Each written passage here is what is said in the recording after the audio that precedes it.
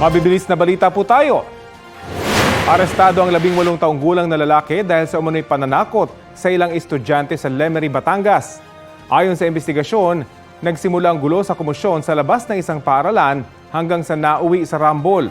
Marami na ring beses isinumbong ang lalaki at mga kasama niyang minor de edad dahil sa umano'y pambubuli.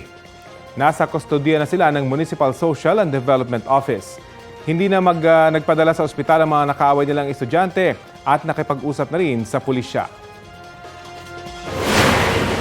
Sa La Castellana, Negros Occidental naman, patay ang 2 hinihinalang miyembro ng New People's Army. Ayon sa Philippine Army, nakaengkwentro nila ang 2 suspect matapos silang makatanggap ng ulat na may recruitment umanong isinasagawa ang NPA roon. Na-recover sa lugar ang ilang baril at dokumento. Kapuso, alamin ang maiinit na balita. Bisitahin at mag-subscribe sa GMA Integrated News sa YouTube.